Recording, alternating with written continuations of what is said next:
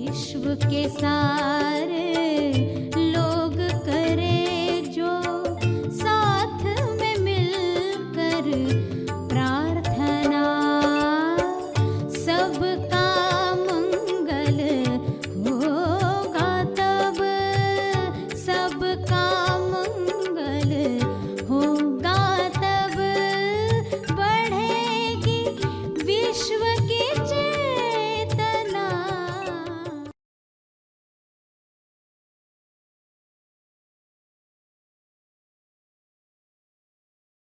संगत ध्यान करो, श्रवण करो और फिर उच्च चेतना से एक कदम क्या हम उठा सकते हैं, वह कार्य शुरू कर दो तो सफलता मिल सकती है। सभी को शुभेच्छा। हैप्पी थॉट्स तेज ज्ञान फाउंडेशन द्वारा आयोजित ध्यान प्रार्थना बीज बोने के लिए आप सबका स्वागत करते हैं। रोज हम सब मिलकर प्रार्थना करते हैं ताकि हम खुद भी स्वस्थ रह पाएं और जो बीमार हैं उन्हें भी हम अपनी प्रार्थना का बल पहुंचा पाएं। तो आइए ग्रहणशील रहते हैं और इस प्रार्थना का लाभ लेते हैं। प्यारे खोजियों, सभी आंख बंद करके आज के दिवस को सफल बनाएं, ध्यान करें, प्रार्थना करें, सच्चा उपवास रखें। उपवास्तु, उपवास में वास कर तू। उपवास्तु में निवास करने के लिए इंद्रियों का भी उपवास करना चाहिए। कर्म के फल से मुक्त होकर कर्म करना चाहिए। 100% फल ईश्वर को समर्पित करने चाहिए। अनेक कर्मों के अनेक फल आ सकते हैं, लेकिन 3 में विभाजित किए जा सकते हैं: दुख, सुख, दुविधा। कुछ कर्मों के उपरांत इंसान को दुख प्राप्त होते हैं, तो कुछ कर्मों के बाद सुख प्राप्त होता है और कुछ कर्मों के बाद दुविधा रहती है। इसलिए जब दुख आए तब ईश्वर से कहें, मैं अपने कर्म का फल जो दुख के रूप में आया है, हे ईश्वर, तुम्हें समर्पित करता हूँ। दुख से मुक्त होकर कार्य पूरा नहीं होता। जब सुख आए तब ईश्वर को कहें कि जिस कर्म से ये फल आया है, मैं वह फल आपको समर्पित करता हूँ। हे ईश्वर, सुख का फल आपको अर्पित। तो सुख दुख के पार आप तेज आनंद जो पहले से ही मौजूद है वहाँ पहुँचते हैं। जब किसी कर्म से दुविधा निर्माण हो तब ईश्वर से कहें, हे ईश्वर, द्विधा का फल मैं आपको समर्पित करता हूँ। इस तरह तीनों फलों को 100% ईश्वर को समर्पित करें और मुक्त हो जाएं। कथाओं के पीछे, कथाओं के माध्यम से बिठाने का राज आपको समझ में आए। अनुभव से जुदा होकर कोई अनाथ न बन जाए, कोई सत्य से बिछड़ न जाए, लक्ष्मी नारायण से बिछड़ न जाए, इसलिए ये उपवास किए जाते हैं। लंबी उम्र की कामना, सदैव अनुभव से जुड़े रखने की कामना है। इस कामना को शुभ इच्छा बनाओ, कर्मकांड नहीं बनाओ। जुदा होकर जुड़ने का आनंद कैसा होता है, उस आनंद को महसूस करो। सच्चे उपवास के बाद मिलने का आनंद जो है वह सत्यम है, शिवम है, सुंदरम है, सत चित आनंद है। जो स्त्री के लिए भी वही है, पुरुष के लिए भी वही है, सभी के लिए यह उपवास्तु है। हे परमात्मा, विश्व के सारे स्त्री और पुरुष इस सत्य को समझें और सही माने में उपवास्तु करना सीखें, जिसके असर में वे केवल शारीरिक स्वास्थ्य ही नहीं, मानसिक रिश्तों में स्वास्थ्य और आध्यात्मिक स्वास्थ्य भी प्राप्त करें। उपवास्तु के द्वारा जागृति पाकर समस्या को देखेंगे तो सौभाग्य आपके साथ रहेगा। जो भी कथा सुने उसे अमर कथा बनाएं। जो हमारे अंदर अमर है, जो हर जीव में अमर है, उसके लिए व्रत किया जाता है। हर व्रत के पीछे एक ही सच्चाई तक पहुंचना है। इसमें आने वाली बाधा तोलुमन है, वह समाप्त हो, अनुभव जुदा न हो, ताकि सभी को सच्चित आनंद मिले। सूरज के आगे काले बादल आने की वजह से जो भ्रम तैयार होता है, उस भ्रम को दूर किया जाए। भ्रम को दूर करने की दवा मिले, भ्रम को समाप्त करने की प्रार्थना मिले, उच्च कोटि का ज्ञान मिले। ये सबको मिले, सभी भरपूर लाभ लें हर दिन का। स्वास्थ्य प्राप्त करके हर दिन त्योहार है, हर दिन उत्सव है। सभी सही माने में उत्सव मनाएं। उपवास का अर्जित फल, अर्जित तप अंत में समर्पित करें। जो बैठे रहना चाहते हैं वे बैठे रहें।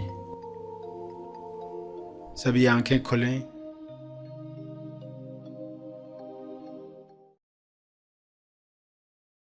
प्रार्थना का लाभ हमने लिया।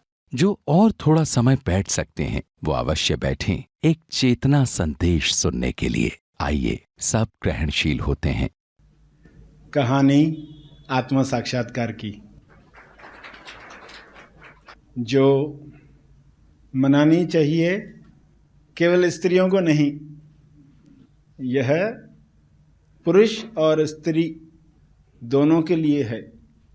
जो लोग ये कर पाते हैं वे ही इस त्योहार को समझ पाएंगे, वरना तो ये एक कर्मकांड मात्र रह गया है कि स्त्रियों ने ये सब करना है।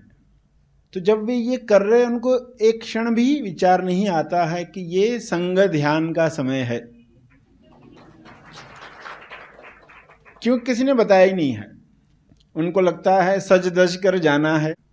तो अब जो पति है उसकी आयु लंबी हो गई, इस खुशी से वापस लौटते हैं, क्योंकि एक डर जो इंसान के अंदर है, जिसका अर्थ वो समझ नहीं पाया कभी। वह चाहती है कि मैं किसी भी जन्म में विधवा न बनूं, और विधवा न बनने का अर्थ ही नहीं मालूम किसको विधवा कहा जाए। अगर हस्बैंड वाइफ दोनों कर रहे हैं तो समझ में आएगा कि ये हम किसी और के लिए नहीं कर रहे हैं, हमारे अंदर ही जो सत्य है उससे जुदा नहीं होना है। तो इतना गहरा अर्थ था, मगर केवल स्त्रियों तक ही सीमित रह गया। जिसका कारण क्या है? शुरुआत सही होती है, मगर बाद में चूंकि स्त्रियां वाहन है, बेटर वाहन है किसी चीज को आगे की जनरेशन में पहुंचाने के लिए। जैसे बच्चे के लिए वह वाहन बनती है संसार में आने के लिए, तो वो बेटर वाहन है जरिया है, इसलिए धीरे धीरे जो पुरुष है उस बात से कट जाता है। पुरुष के ऊपर क्यों रिस्पॉन्सिबिलिटी नहीं रखी गई? क्योंकि वो बाहर के वर्ल्ड में है, नेक्स्ट जनरेशन के लिए क्या काम करना है उसको विचार ही नहीं आएगा। क्योंकि ये बातें जीवित रखी जाएं, क्योंकि ये कहानी है आत्म साक्षात्कार की, ऐसी चीजें भूली न जाएं कभी भी। इसका आयोजन किया गया कि दोनों पति पत्नी दोनों, उनको कोई तो रिमाइंडर मिलना चाहिए, साल में एक बार भी रिमाइंडर मिलेगा। और उस व्रत की महिमा कितनी प्रसिद्ध हो गई। व्रत में कुछ बातों को तीव्रता मिलती है। पेट खाली है, प्यास लगी है, निर्जल व्रत रखते हैं तो वो प्यास निमित्त बनती है याद दिलाने के लिए कि एक पल भी इंसान भूले नहीं कि वो किस बात के लिए तैयारी कर रहा है। आज अगर कोई यह व्रत रख रहा है और कहानी सुनना चाहेगा तो उसको असली अर्थ से कहानी सुननी चाहिए। तो असली अर्थ क्या था? किसकी आयु जो अमर है, अमर होते हुए भी ऐसे उपस्थित है जैसे कि है नहीं, उसको जागृत करने के लिए। बाहर का कर्म कांड तो याद दिलाने के लिए, फेथ रिलीज करने के लिए, तो वे काम करेंगे सत्य को वापस लाने के। तो शरीर जो है वो कैसे काम करे? इंसान न्यूज़पेपर पढ़ता है, टीवी देखता है और क्या विचार आता है कि संसार ऐसा है, लोग ऐसे हैं, सब बिगड़ रहा है, शिकायतें उठ रही है, यानी ये सब जो चल रहा है उसमें क्या हो रहा है? सत्य दूर जा रहा है, ये इंसान को पता नहीं है। अदृश्य में सब हो रहा है। हम ऐसा क्या कर रहे हैं सुबह से लेकर रात तक जिससे वो दूर हो रहा है? हम किस मान्यता में हैं? उपवास रखा यानी साधना ही चल रही है। उपवास का पर्पस ही है वही साधना चलती रहे, मनन चलता रहे। वरना व्रत की कल्पना, खुद को तकलीफ देंगे तो वर मिल जाएगा, हर जन्म में यही वर मिले, तो कितना ऊपर ऊपर का अर्थ ही रह गया। यही पति मिले, पति से भी तो पूछ लो। तो वर का अर्थ क्या नहीं समझा। यानी अपना अनुभव जो है हमेशा रहे, कोई भी शरीर में वह रहे, जुदा न हो, विधवा नहीं बने, यानी अनुभव जुदा न हो। और अनुभव जुदा हो चुका है और जुदा होने के पीछे भी आनंद प्राप्त करने का इंटेंशन है। उसके पीछे कोई दुख देने वाला पर्पस नहीं है। पर्पस है आनंद को फ्री किया जाए, आनंद को फिर से लाया जाए, सच्चित आनंद मिले। सत्य और चित्त खाली दोनों है तो भी काम पूरा नहीं होता। आनंद कैसे क्रिएट होगा? तो सत्य को जुदा किया जाता है और फिर मिलाया जाता है तो अमर कहानी बनती है। फिर कथा करोगे तो आनंद आएगा, कथा का आनंद। और वरना सिर्फ कहानी सुनी होती है आपने कि ये आनंद लिया और आगे की जनरेशन भी आनंद लें, इसलिए स्त्री को वाहन बनाकर, क्योंकि वह ये सब फॉलो करेगी, लोग देखेंगे तो सवाल पूछेंगे। लड़कियां अपनी माँ से सवाल पूछेंगी, ये आप क्या कर रहे हैं, क्यों कर रहे हैं? तो एक संभावना है आगे की जनरेशन में भी लोग उसको याद कर पाएं। तो समय के साथ जो धुंधला हो रहा है ये धुंधला होना बंद हो जाएगा।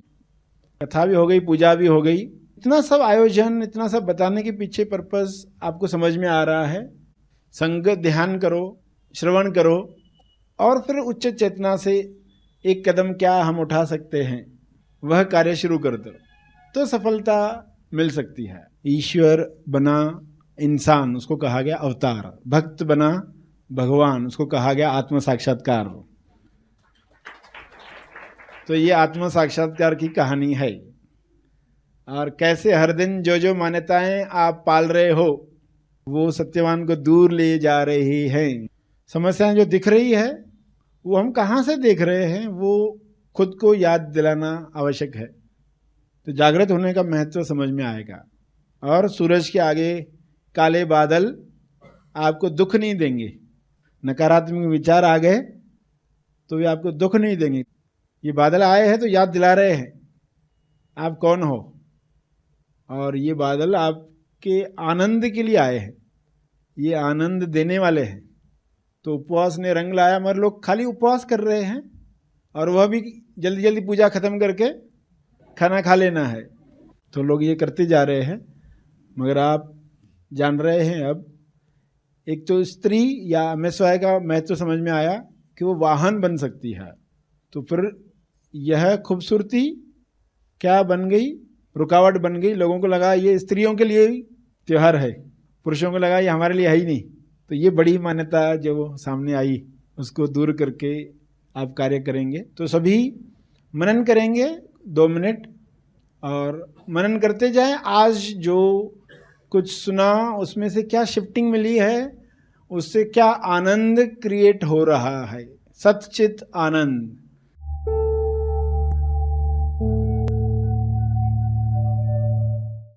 प्रार्थना और मार्गदर्शन का सभी ने लाभ लिया। आइए यहीं पर समाप्त करते हैं, कल फिर मिलेंगे, तब तक के लिए धन्यवाद। सर श्री की शिक्षाओं पर आधारित ऑनलाइन महा आसमानी परम ज्ञान शिविर। यह ऑनलाइन शिविर 3 भागों में लिया जाएगा। बुनियादी सत्य शिविर 20 और 21 नवंबर, ब्राइट रिस्पॉन्सिबिलिटी शिविर 5 दिसंबर, महा आसमानी शिविर 18 और 19 दिसंबर। इन शिविरों का लाभ लेने के लिए आज ही अपना रजिस्ट्रेशन करें। अधिक जानकारी के लिए संपर्क करें